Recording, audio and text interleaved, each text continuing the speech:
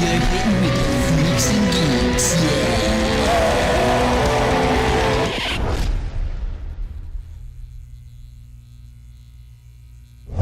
So my wife's like chatting this pool guy up for like 3 hours, and I get it. The guy looks good without a shirt on. Even I stole a couple of glances. But can we all just pretend hours, though, that's like a little bit overboard? Yeah. And then Big Daddy Owl's waiting up for you, honey. You know, I'm not gonna be waiting. I'm gonna fall asleep. I got work in the morning. But You know, she's come talking on. to the pool guy for that long. Yeah. Huh? Look, but you know, to be honest, I totally trust her.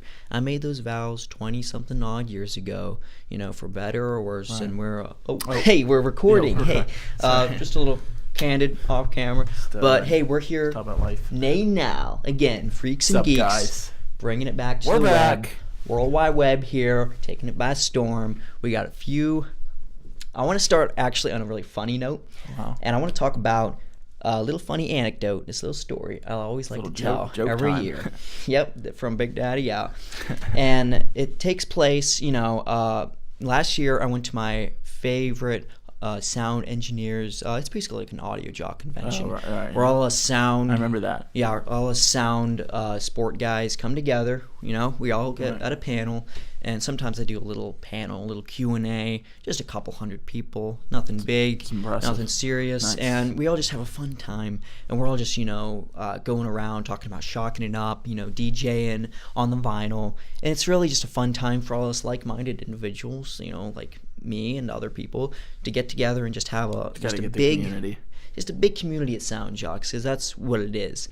Right. And every year I like to mess with my friends there, Oh. okay? Because I have my one friend Steve. We're sort of frenemies. We have punch ups and we like to mess with each other a lot. And every year I like to pull Prankster. a big prank on him. You know, Yeah. I like to get him. You know, like every year he never suspects it.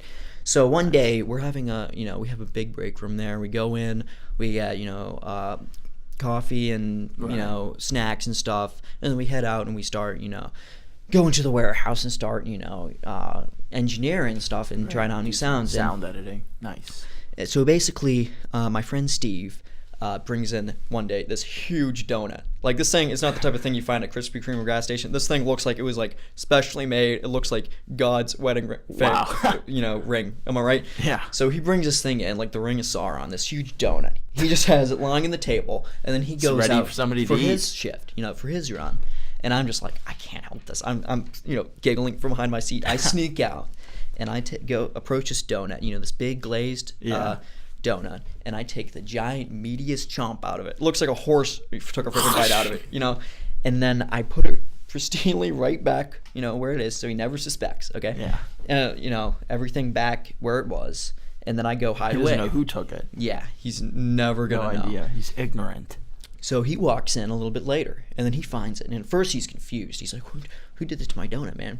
And then finally he starts getting angry. He's like livid. He's throwing stuff around. Wow.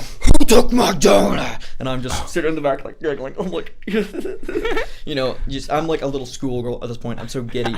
I'm in the back hiding behind the windows, hiding behind the blinds. And I finally just say, look, man, it was me. I just wanted to pull a prank on you. I just wanted to goof, a gag and a spoof. Exactly. And then he's like, okay, I can't get angry at you. You're such an enthusiastic guy. I like your energy. I like you. If it would have been anybody else, I would have decked them right then and there. But hey, I love you. Wow. I'm only gonna give you a black eye, and that's it. And he let me off easy, and it's just fun times, fun energy. I like the place. That's hilarious.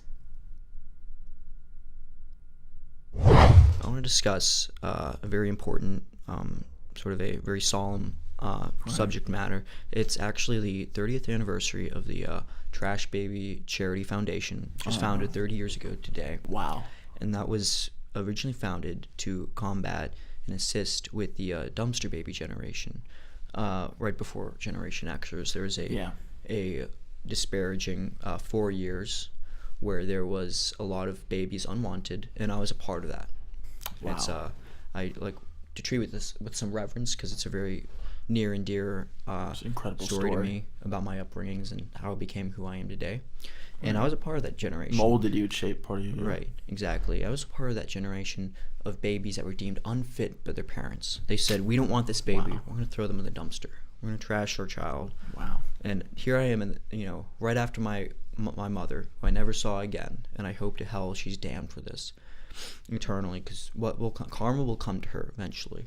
And so essentially these babies are thrown away as if they're just trash, as if they were just an inconvenience. So I was one of those unfortunate souls who had to endure this. And here I am in this dumpster, thrown away from what I think is for good, okay? Like, I'm done. Yeah.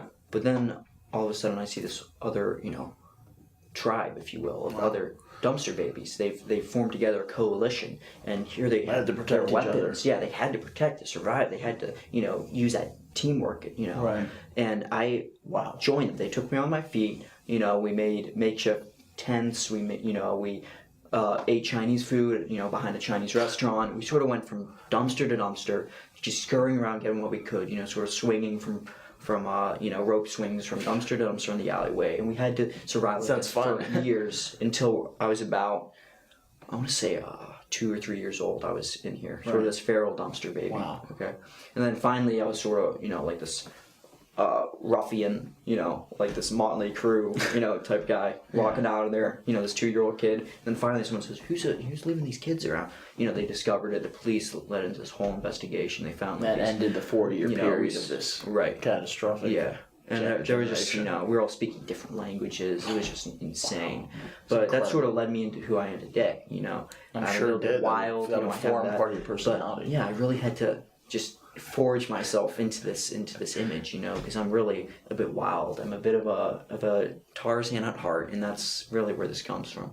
So that's why we found the Dumpster Baby Foundation. We wanted to find any other babies out there who are thrown away. We want to help them out. We want to seek justice for them and just help them out and adjust into the real world. And actually, what's interesting is with the Dumpster Baby story, the complex, that a lot of them have really defined frontal cortexes, sort of akin to a Neanderthal, which is very interesting because we had to do a lot of monkeying around, if you will, stealing. We had to be very adept at sort of stealing and pickpocketing out of people's purses. Does this have anything to do with the dumpster child bandits of 1973 by any chance? You know what? No, that it wouldn't have. No. Okay. It wouldn't have had anything to do with that. Totally separate thing. Okay. It just doesn't add up. It's interesting that you mentioned that because a lot of people try to say that and they try to bring me down and say, well, we're just a bunch of uncivilized, apes. Neanderthals.